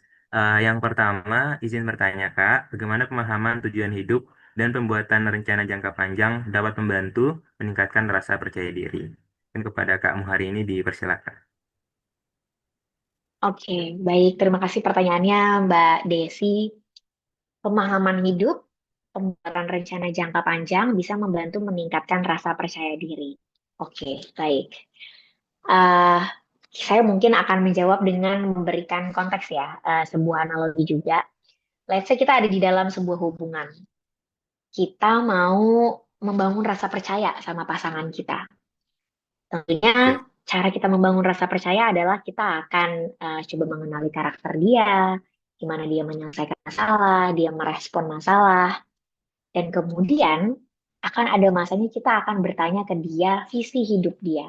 Dia itu hidup untuk apa sih? Atau dia punya bayangan tentang masa depan itu kayak gimana sih? Apakah dia orang yang akan membuat rencana tentang jangka panjang atau enggak? Dan believe it or not, kita akan lebih mudah membangun rasa percaya ke orang, ke pasangan, yang dia jelas nih tujuannya apa dalam relasi dengan kita ke depannya. Rencana jangka panjang ada nggak yang dia buat? Nah, kalau dalam konteks relasi romantis aja, rasa percaya itu membutuhkan ya pemahaman tentang visi, apakah sejalan apa enggak, dan sebagainya. Apalagi terhadap diri kita sendiri gitu ya. Jadi kenapa itu bisa berpengaruh buat kepercayaan diri kita? Karena ketika kita tahu kita itu mau ngapain, kita tahu tujuan hidup kita misalkan apa, aspirasi hidup kita apa, dan kita punya rencana jangka panjang, saat kita gagal, kita tahu nih, oh saya nih bisa menakar nih, saya di dalam timeline baru ada di sini. Dan kalau yang ini gagal, kan saya punya rencana jangka panjang. Di depan saya masih punya jalan lain loh, di depan saya masih punya alternatif proses ini loh dan yang lainnya itu akan membantu kita melihat secara lebih komprehensif dari satu kegagalan yang kita peroleh. Kalau kita nggak punya gambaran hidup kita ini tentang apa, kita nggak punya gambaran rencana masa depan atau jangka panjang, kita mungkin lost, eh, kita tenggelam di dalam kegagalan kita, merasa bahwa ya udah inilah hidup kita, ini definisi hidup kita, saya adalah orang yang gagal, Eh, saya nggak bisa, saya nggak mampu dan sebagainya. Tapi yang tadi itu justru bisa membantu kita. Oh, saya punya tujuan itu dan ini cuma satu langkah di antara ribuan langkah lainnya yang bisa saya upayakan untuk mencapai tujuan itu, gitu ya. Dan oh saya punya rencana jangka panjang ini kok. Jadi kegagalan ini mungkin membantu saya nih mengingat apa yang harus saya tingkatin supaya di langkah berikutnya misalkan nggak kayak gini lagi. Jadi ibaratnya itu kayak anchor ya, jangkar. Saat kita nyapa ombang-ambing, jangkar itu ngebantu kita untuk tetap berada di tempat, berada di jalurnya. Gitu. Nah, itulah kayaknya fungsi dari pemahaman tujuan hidup dan pembuatan rencana jangka panjang. Jadi saat rasa percaya diri kita terombang-ambing, ada anchornya, ada jangkarnya yang membantu kita kembali lagi. Gitu. Mungkin itu jawaban dari saya. Nah, terima kasih. Semoga cukup menjawab ya. Saya kembalikan ke moderator. Iya, baik. Terima kasih banyak Kak atas jawabannya. Semoga bisa menjawab pertanyaan dari Kak Desi sebelumnya. Mungkin kita ke pertanyaan yang terakhir ya buat sesi kali ini karena keterbatasan waktu juga. Dan saya izin membacakan pertanyaan dari Kak Fadia. Izin bertanya Kak, bagaimana tanggapan Kakak terhadap orang yang memiliki kepercayaan diri yang terbilang tinggi dan berpegang teguh pada prinsip tidak peduli pada kata orang, sehingga diikuti apa yang dia anggap benar dan seringkali tidak memperdulikan perasaan orang lain. Karena sering terjadi demikian, sehingga dia kadang mungkin sadar tapi disepelekan juga. Mungkin dari kakak sendiri, bagaimana peran kita untuk orang-orang seperti itu, dan apakah perlu untuk kita menegur atau dibiarkan saja? Oke, baik. Ini pertanyaannya juga bagus banget ya. Karena seringkali kepercayaan diri itu kok malah kalau ekstrim jadinya entah dia jadi narsistik atau justru menjadi apatis kepada orang lain, peduli menutup mata dari pendapat orang lain dan sebagainya. Nah, di sini kita perlu menyadari benar bahwa soft skills, kalau kita bicara kemampuan yang halus ya, kemampuan halus soft skills itu nggak bisa kalau yang kita kuasain itu cuma satu. Ya, kita perlu memiliki lebih dari satu soft skills dan seharusnya semuanya saling mengimbangi, saling mempengaruhi. Dan lagi-lagi, kepercayaan diri itu berbeda ya dengan narsisistik, berbeda dengan being apathetic atau nggak peduli sama orang lain. Kepercayaan diri itu ada di, kalau itu kurva normal adalah yang di tengah. Ya, kalau kita udah ekstrim ke kanan, maka berarti sudah bukan kepercayaan diri lagi, namanya udah kondisi lain. Dan kepercayaan diri di sini adalah seharusnya bukan tentang kita menafikan semua kata orang lain. Tetapi kepercayaan diri di sini adalah kita firm nih, tahu siapa kita. Secara interpersonal kita sadar keterbatasan kita dan apa yang baik dan yang kurang di kita, mana ruang bertumbuh kita. Dan untuk kita bisa berkembang, kita bahkan mempertimbangkan apa kata orang. Menolak menerima ya masukan dari orang lain, itu justru bukan menunjukkan kita percaya sama diri sendiri. Kalau percaya sama diri sendiri, kita mau mendengarkan. Kita mau mendengarkan bukan untuk mengubah diri kita. Kita mau mendengarkan karena kita tahu input yang dikasih itu bisa jadi adalah blind spot kita. Yang namanya setiap orang itu nggak bisa melihat 90 derajat kan ya. Akan ada sisi di belakang yang nggak bisa kelihatan sama kita. Kecuali kita balikin badan kita. Atau kita pakai spion untuk bisa melihatnya. Nah, kita punya blind spot dan orang yang punya kepercayaan diri dia tahu dia punya blind spot nih. Dan dia butuh orang lain untuk membantu dia melihat itu. Nah, orang yang percaya sama dirinya sendiri, dia mau menerima feedback karena dia tahu dia tidak akan goyah sama feedback itu. Maksudnya tidak akan goyah rasa percayanya ke diri sendiri. Justru feedback itu akan dia olah untuk menemukan, oh ini blind spot saya ya. Kok orang melihatnya saya, misalkan kok orang melihatnya saya itu keras kepala, padahal saya melihatnya saya teguh pendirian. Ada apa nih gap di antara itu? Orang percaya diri akan dengan tangan terbuka menerima input itu dan kemudian mengolahnya. Mencari tahu gap apa nih yang membuat kok orang lain mempersepsi sayanya keras kepala, bagi saya teguh pendirian dan berkomitmen misalkan dengan pilihan saya. Ada bagian mananya nih? Nah, orang itu jadi mau introspeksi. Orang yang percaya sama dirinya sendiri tidak akan takut untuk introspeksi diri, tidak akan takut untuk terpapar dengan feedback dari orang lain, karena di situ dia malah ngerasa dia akan bertumbuh dan berkembang, kayak gitu.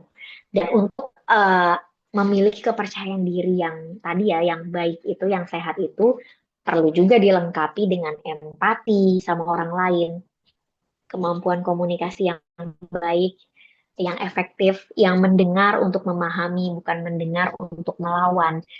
Um, Kemudian juga tadi empati ya, sadar benar kalau ya orang lain punya hak loh untuk merasa yang saya lakukan itu adalah tindakan keras kepala, bukannya punya komitmen yang tinggi misalkan. Dan akhirnya membantu diri kita introspeksi menemukan gap itu. Jadi tentu saja ketika kepercayaan diri itu justru malah membuat nggak peduli, apatis, maka itu sudah bukan kepercayaan diri lagi. Gitu ya, itu eh, ibaratnya kayak kebablasan ya, udah keluar lagi dari koridor yang seharusnya disebut kepercayaan diri. Dan bisa jadi sesuatu yang berlebihan sama seperti narsisistik, tampak di luar adalah bentuk kepercayaan diri yang luar biasa, tapi sebenarnya di dalam bisa jadi itu adalah karena insecurity. Karena rasa tidak aman. Tidak aman kalau harus mendengar ternyata orang lain nggak sepaham sama ya saya. Tidak tidak aman kalau harus mendengar feedback negatif dari orang lain ke saya. Jadi kan malah jadi tidak sesuai ya dengan prinsip kepercayaan diri, di mana saya percaya kok sama diri saya, kayak gitu. Mungkin itu cukup bisa menjawab meskipun agak tricky dan bingung melihat batasnya. Eh, tapi kembali lagi tadi, kepercayaan diri itu bukan membuat kita jadi deactivate ya, atau menonaktifkan semua unsur-unsur lainnya seperti empati, kemampuan mendengar efektif, dan yang lainnya, tetapi justru bahkan membantu kita mendengar secara lebih efektif, mengkurasi, memfilter feedback dari orang lain, dan mana yang mungkin itu memang blind spot kita untuk kita memperbaiki diri lagi. Kayak gitu. Terima kasih. Oke, baik. Terima kasih banyak Kak atas jawabannya dan semoga bisa menjawab pertanyaan dari Kak Fadia juga. Oke, mungkin karena keterbatasan waktu juga, mungkin buat sesi tanya jawab dan diskusinya bisa kita cukupkan untuk kali ini. Saya mungkin mengucapkan terima kasih banyak kepada para peserta yang sudah memberikan pertanyaan yang sangat luar biasa dan juga terima kasih banyak kepada kakaknya kemarin ini atas jawaban-jawaban yang sangat luar biasa dan juga sangat insightful. Oke, Terima mungkin kasih. kita lanjut ke kegiatan yang berikutnya. Berikutnya adalah penyampaian apresiasi kepada narasumber. Apresiasi akan disampaikan oleh ketua pelaksana webinar dan ditutup dengan dokumentasi bersama narasumber juga. Mungkin kepada Saudara Rafli, dipersilakan. Baik, Deka sebagai MC terima kasih untuk kesempatannya dan tadi sesi sudah Selesai ya mungkin. Kalau gitu saya ingin menyampaikan apresiasi. Sebelumnya saya mohon maaf, mungkin sebenarnya rencananya kita secara simbolis memberikan sertifikat, tapi sertifikatnya sedang dalam proses ya. Jadi saya mohon maaf mewakili panitia juga, dan saya izin menyampaikan apresiasi mungkin dalam bentuk ucapan saja ya. Jadi untuk kamu hari ini terima kasih banyak untuk penyampaian materinya yang sangat insightful juga buat kita, apalagi ini kita kebanyakan yang anak Gen Z ya yang emang bergulir di sosial media juga. Jadi kita dapat insight. Dan selain itu juga kasih gambaran sama dikasih solusinya juga sama kamu hari ini ya. Dan juga terima kasih juga dan untuk tambahan ilmunya yang dari pertanyaan-pertanyaan yang sudah ditanyakan. Semoga semua ilmu yang disampaikan oleh kamu hari ini bisa kita manfaatkan baik secara langsung setelah ini atau mungkin ke depannya. Dan juga semoga konten ini bermanfaat juga untuk kamu hari ini dalam bentuk apapun. Sekali lagi kami mengucapkan terima kasih kamu hari ini. Baik, mungkin bisa dilanjutkan sih. Oke, baik. Terima kasih banyak, Saudara Rapli. Berikutnya adalah sesi dokumentasi bersama narasumber. Kepada yang bertugas, dipersilakan. Baik, terima kasih. Mungkin ini dokumentasinya buat Ketua Panitia dan Kak Muharininya dulu ya. Bisa gaya formalnya dulu, Kak. Bisa gaya formalnya dulu. Oke, satu, dua, tiga. Oke, terima kasih. Ada gaya keduanya lagi tidak? Ya, oke. Gaya keduanya mungkin gimana, Rafli? Bisa ditunjukin kan? Boleh gaya Jadi kayak burung, Kak. Bisa. gini Kak. Ya, oke. Siap. Satu, dua, tiga. Ini Oke, terima kasih. sih Kak. Saya kembalikan ke panitia. Oke, baik. Terima kasih banyak kepada petugas dan juga kepada Rafli. Sekali lagi, kami mengucapkan terima kasih yang sebesar-besarnya kepada kamu hari ini, Aulia, atas ilmu, insight, dan juga energi positif yang telah diberikan kepada kami semua. Semoga apa yang disampaikan pada hari ini bisa menjadi bekal untuk menjadi lebih bijak dan sadar dalam menggunakan media sosial, sekaligus menjaga kesehatan mental dengan lebih baik. Dan kami juga memohon maaf jika terdapat kesalahan selama kegiatan ini berlangsung. Berikutnya, dengan tanpa mengurangi rasa hormat kami kepada narasumber, kepada Kak Muharini Aulia dapat dipersilakan meninggalkan ruang Zoom, dan sekali lagi kami mengucapkan terima kasih yang sebesar-besarnya. Oke, terima kasih. Saya izin undur diri ya. Terima Selamat kasih siang banyak, Kak. teman-teman semuanya. Ya Kak, terima kasih banyak Kak. Mari,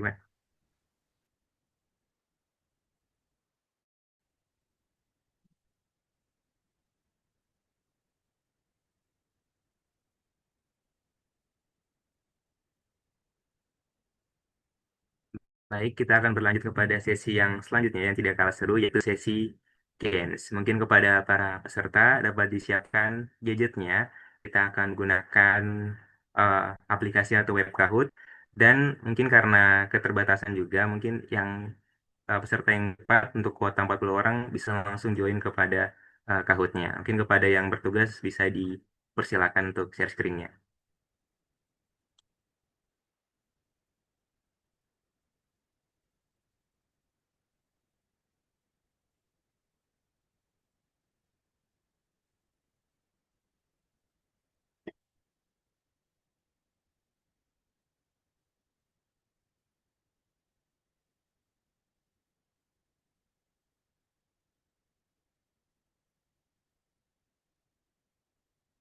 Oke, sudah bisa dimasukin buat kode Kahoot-nya ada 7640653.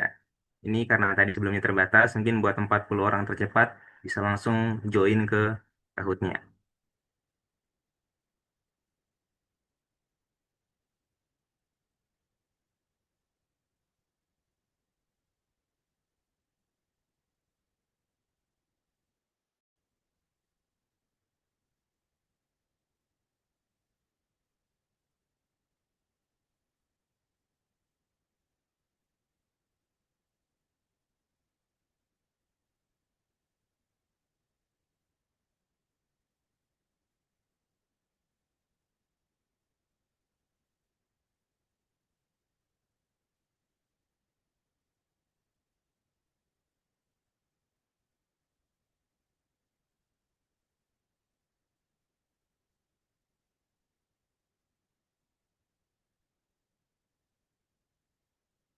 Buat kakak-kakak dan teman-teman yang lain mungkin bisa join. Kami tunggu sampai 14.38. Masih ada slot 21.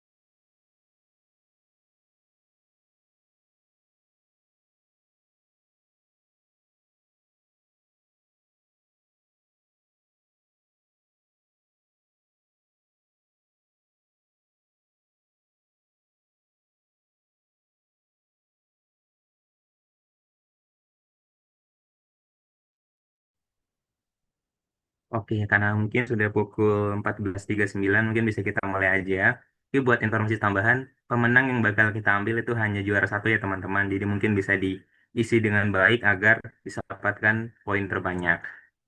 Oke, mungkin buat soalnya juga nggak jauh-jauh kok dari seputar kampus Polsat STIS. Oke, mungkin apakah semuanya sudah siap? Ketik satu jika siap.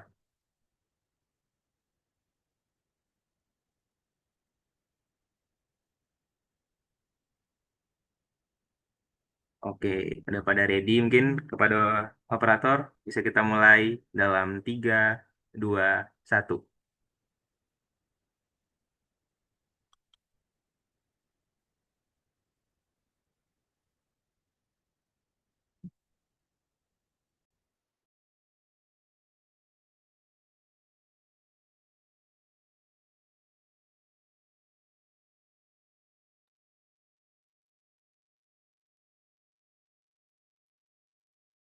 Di bawah ini yang merupakan staf BAK adalah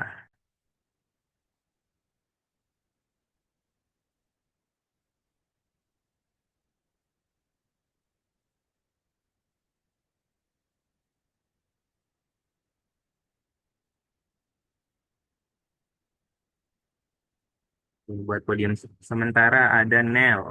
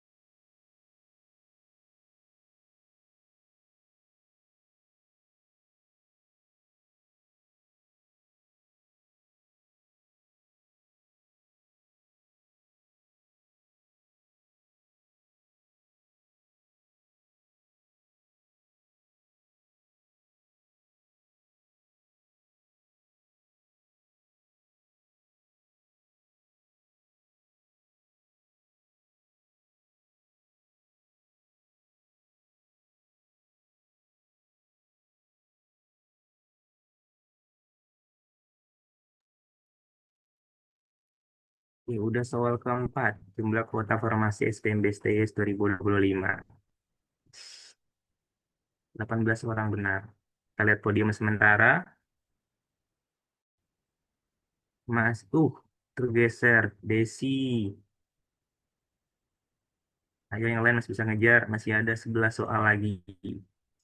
Hal apa yang bikin mahasiswa STS bisa melek semalaman? Nonton anime, scroll TikTok, kepikiran mantan, debug, error di Art Studio. Pasti yang buat soalnya anak KS ya.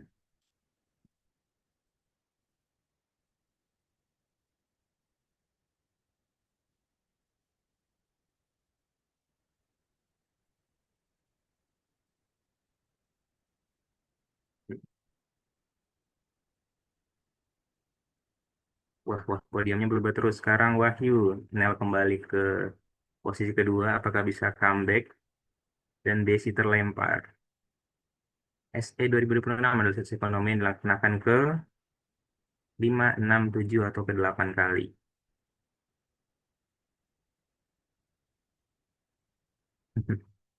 Ibak di VS Code.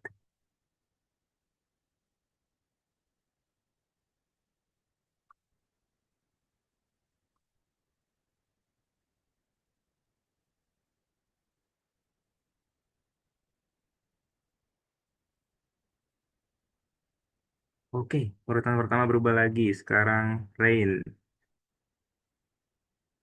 Ternyata walaupun masih STS, belum tentu semuanya 100% ya. Udah ngulik kampus kita ini. Mata kuliah apa yang bikin semua orang mendadak religius? Bahasa Indonesia, Pendidikan Kewarganegaraan, Aufstat, MPS. Kenapa nggak ada agama?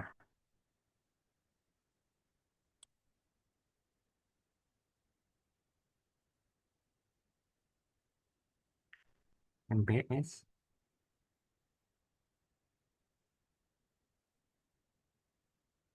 Terus, Rehan masih stay di atas. Oh iya, MPS bikin istighfar 100 kali. Populasi semua mahasiswa STIS yang paling benar adalah, nah tadi udah bahas MPS, sekarang langsung penerapannya. Mahasiswa yang aktif di BEM, kelompok mahasiswa dari semua jurusan dan angkatan, mahasiswa yang dapat nilai A di suatu mata kuliah, seluruh mahasiswa di jurusan D4 Statistika.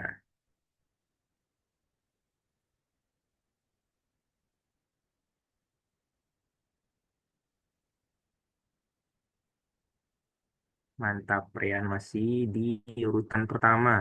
Jangan-jangan dia yang buat soal ini.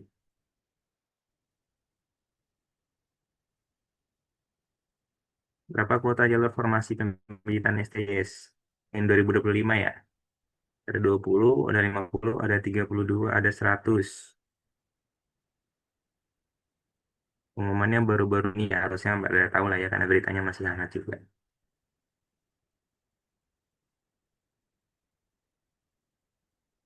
32, Mak.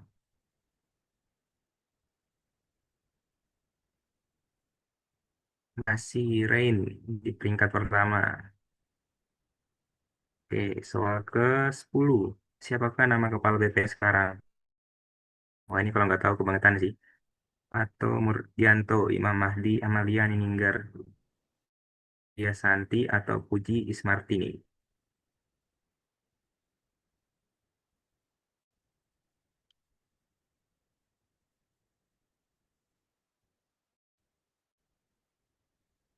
Wah, masih ada satu, dua, tiga. Ada 6 orang yang salah. Ya, dan Rein masih di peringkat pertama. Sepertinya Nel masih ingin merebut kembali tahtanya di awal-awal permainan. Matriks manakah yang memiliki determinan nol? Identitas singular, diagonal, atau persegi panjang? Ini materi tingkat satu.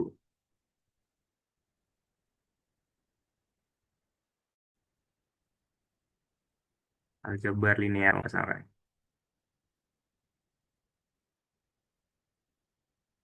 Oke, lumayan banyak yang salah ya. Kayaknya udah pada lupa juga. Apalagi yang tingkat 3 sama tingkat 4. Oke, ada pemain baru. Ada Naruto.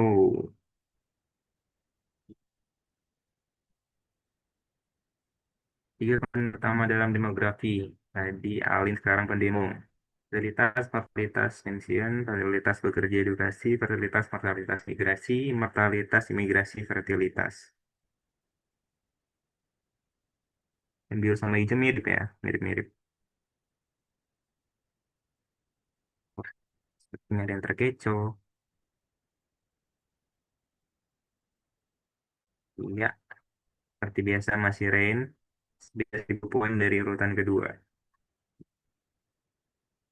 Istilah bonus demografi merujuk pada banyaknya lahir, banyaknya bayi yang lahir dalam 1 tahun, penduduk usia produktif lebih dominan, penduduk usia tua lebih banyak, atau tingkat pengangguran terbuka rendah.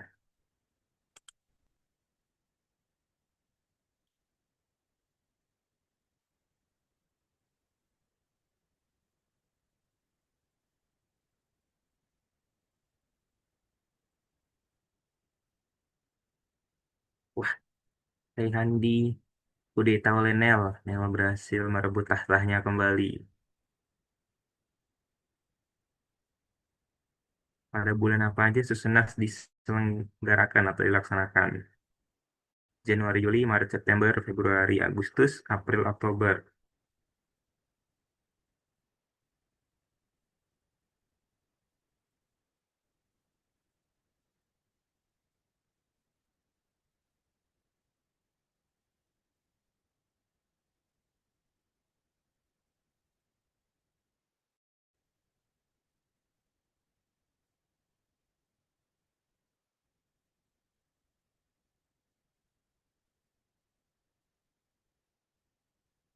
Soal terakhir, turunan dari 3x min cos x min 3.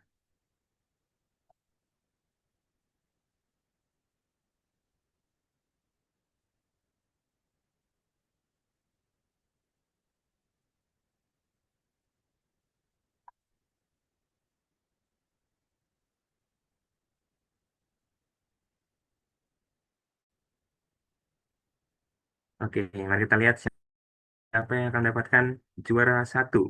Ini kita lihat juara 3 ada Wahyu, juara 2 ada Rain, dan selamat kepada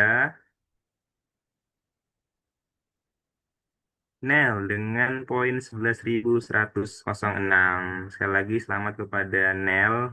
Mungkin buat eh, konfirmasi hadiah nantinya bisa di screenshot buat hasil Kahoot pada hari ini. Nanti bisa menghubungi panitia yang terkait.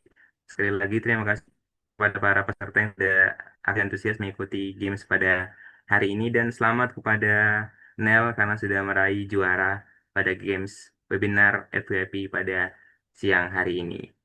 Dan selain pemenang games, kami ada satu lagi penghargaan khusus buat peserta yang menunjukkan antusias lebih dan mungkin terbilang lebih aktif dari teman-teman peserta yang lain. Dan itu diberikan kepada peserta atas nama Kak Fadia. Oke, selamat kepada Kak Fadia karena sudah meraih kategori atau penghargaan peserta teraktif pada kegiatan webinar kesejahteraan mahasiswa FIP pada siang hari ini. Mungkin kepada Kak Fadia dan juga tadi pemenang pada Nel dipersilakan untuk menghubungi panitia untuk konfirmasi hadiah untuk kegiatan pada siang hari ini. Sekali lagi terima kasih banyak kepada antusias dari para peserta sekalian. Oke.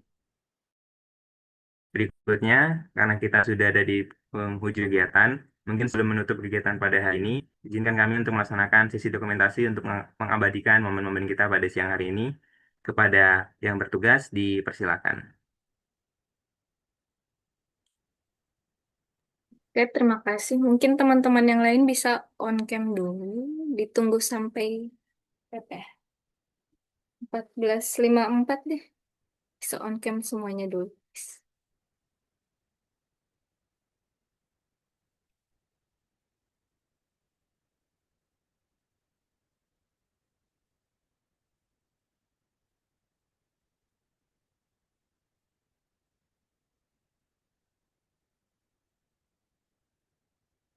Ayo yang belum bisa segera on cam ya guys.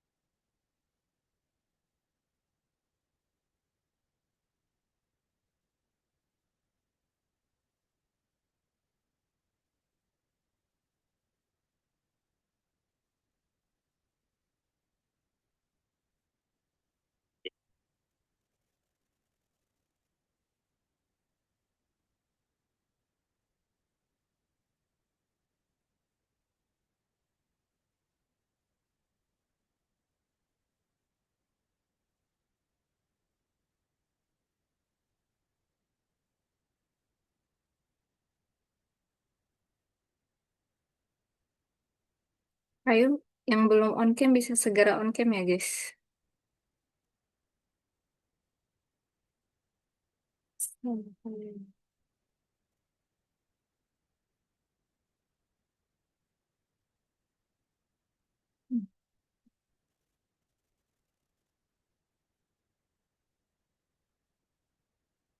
Ini udah, ayo on cam, guys.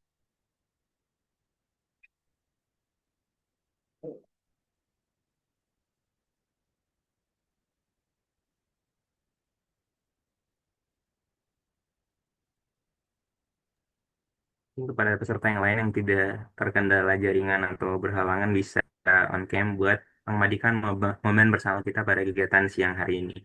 Terima kasih.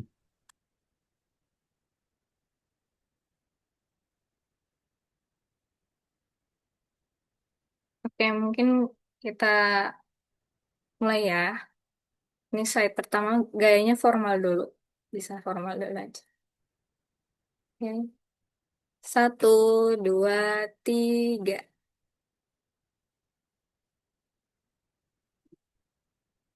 Oke, lanjut. Di slide kedua. Satu, dua, tiga. Ada gaya yang lain nggak? Gaya, gaya apa? Ya? Gaya BEM. Kayak gaya sedikit ya teman-teman. Jadi ini kayak burung tapi dua jari aja. Ayo, mulai. Oke, kita mulai yang slide pertama. Satu, dua, tiga. Oke, slide kedua. Satu, dua, tiga. Oke, terima kasih. Ya, baik, terima kasih banyak kepada panitia yang sudah bertugas. Sekali lagi, terima kasih banyak kepada seluruh peserta yang telah mengikuti kegiatan ini dari awal dan juga sampai akhir dengan sangat antusias. Saya mewakili, saya selaku pembawa acara dan juga mewakili panitia yang bertugas. Mohon maaf yang sebesar-besarnya apabila selama kegiatan berlangsung terdapat kekurangan atau kesalahan yang terjadi. Mungkin kami tutup. Wassalamualaikum warahmatullahi wabarakatuh dan sampai jumpa di kegiatan inspiratif berikutnya. Terima kasih banyak.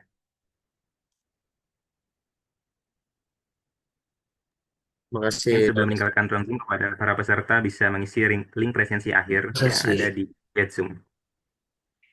Sudah bisa belum presensinya?